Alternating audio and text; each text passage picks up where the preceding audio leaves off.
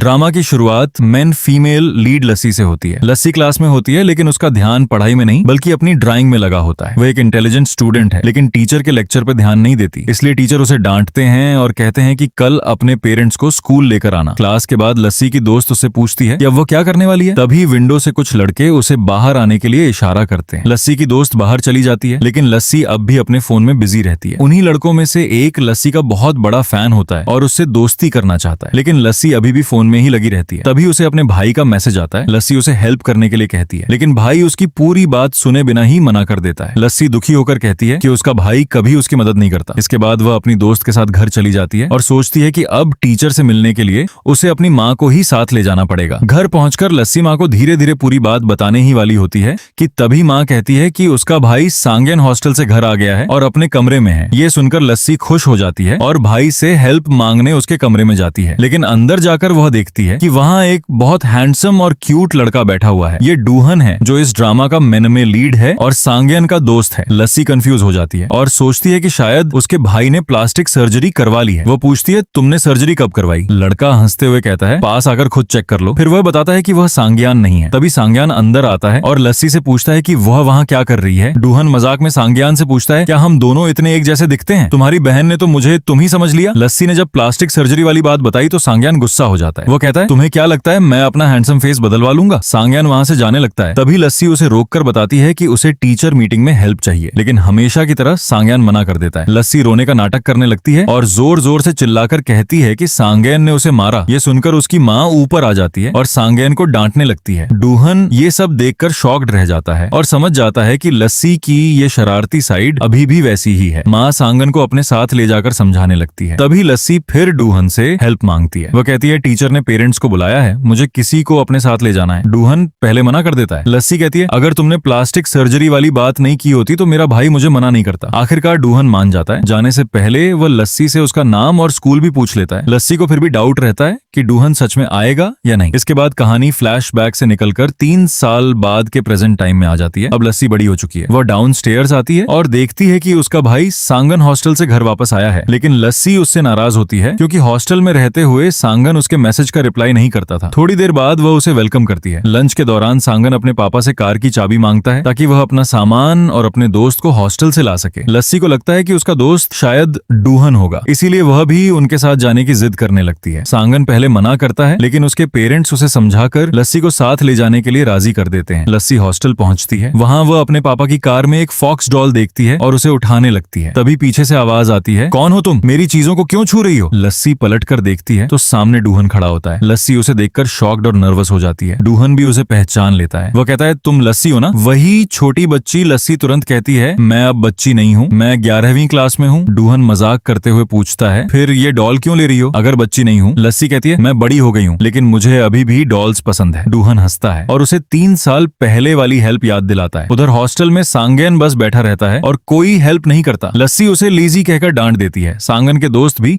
लस्सी से अपना इंट्रोडक्शन कराते हैं। लस्सी उनसे पूछती है क्या सच में मेरे भाई के पीछे बहुत सारी लड़कियां पागल हैं। उसके दोस्त हंसते हुए कहते हैं कि उन्होंने तो ऐसा कभी नहीं देखा। लस्सी की शरारतें देखकर डूहन समझ जाता है कि वह अभी भी वही मिस्टीरियस लड़की है। जब डूहन अपना फोन लेने के लिए लस्सी के पास आता है तो लस्सी थोड़ा ब्लश करने लगती है, जिसके बाद डूहन अपने काम के लिए निकल जाता है। लस्सी भी वहां से चली जाती है लेकिन गलती से अपनी नोटबुक वहीं भूल जाती है। रात को डूहन सांगेन का फोन इस्तेमाल करके लस्सी को कॉल करता है और उसे उसकी नोटबुक के बारे में बताता है। लस्सी कहती है नोटबुक ले आना और मेरा असाइनमेंट भी कर देना। डूहन हंसते हुए कहता है अपने भाई से करवा लो। लस्सी कहती है वह ऐसे नहीं कर सकता, तुम ही कर देना। आखिरकार डूहन मान जाता है और कहता है कल सुबह 6 बजे बस स्टॉप पर मिलना, नोटबुक भी दूंगा और असाइनमेंट में हेल्प भी करूंगा। लस्सी ये सुनकर बहुत खुश हो जाती है और कई सारे अलार्म लगा लेती है। अगले दिन लस्सी सुबह 6 बजे बस स्टॉप पहुंच जाती है लेकिन डूहन वहां नहीं आता। लस्सी धीरे धीरे अपसेट होने लगी है और तभी उसका बैलेंस बिगड़ जाता है और वह गिर जाती है। उसी समय डूहन वहां पहुंचता है। वह लस्सी को उठाता है और देर से आने के लिए उससे माफी मांगता है। इसके बाद दोनों साथ साथ स्कूल की तरफ चल पड़ते हैं। लस्सी डूहन से कहती है टीचर से कुछ मत कहना, बस वही बोलना जो मैं कहूँ। डूहन को शक होता है कि शायद लस्सी का किसी से झगड़ा हुआ होगा। स्कूल पहुंचकर लस्सी उसे टीचर से इंट्रोड्यूस कराती है। टीचर जब इतने हैंडसम लड़के को देखती है तो वह भी हैरान रह जाती है। टीचर लस्सी से शिकायत करती है कि वह क्लास में ध्यान नहीं देती, लेकिन लस्सी को इससे कोई फर्क नहीं पड़ता क्योंकि वो बस इस बात से खुश होती है कि डू वहां आया है। तभी लस्सी का फैन बॉय भी वहां आ जाता है और पूछता है क्या ये तुम्हारा भाई है। लस्सी कोई जवाब नहीं देती। डूहन टीचर के सामने लस्सी को डांटते हुए कहता है लस्सी तो घर पर आपकी बहुत तारीफ करती है। ये सुनकर टीचर खुश हो जाती है और लस्सी लस्सी को माफ कर देती है, जिसके बाद सीन वापस प्रेजेंट टाइम में शिफ्ट हो जाता है। लस्सी अब भी डूहन का इंतजार कर रही होती है, तभी डूहन आखिरकार वहां आता है और उसकी नोटबुक उसे दे देता है। साथ ही वह उसके असाइनमेंट में भी हेल्प करता है। लस्सी उससे उसकी लाइफ के बारे में पूछती है, लेकिन डूहन कहता है पहले अपनी पढ़ाई पर फोकस करो। लस्सी खुद से असाइनमेंट पूरा नहीं कर पाती, लेकिन जब वह अपने बैग में देखती है तो उसे पता चलता है कि डूहन ने उसकी तरफ से पूरा असाइनमेंट लिखकर रख दिया है। ये देखकर लस्सी बहुत खुश हो जाती है। तभी उसका फैन बॉय वहां आता है और उसे हंसाने की कोशिश करता है। लस्सी भी उसके साथ थोड़ी खुश नजर आती है। स्कूल के बाद बारिश हो रही होती है। लस्सी के पेरेंट्स उससे कहते हैं कि वो घर पर ही रहे क्योंकि सांगन आने वाला है। कुछ घंटों बाद सांगन घर आता है और लस्सी को ढूंढता है। लस्सी उससे छिपी हुई होती है। आखिरकार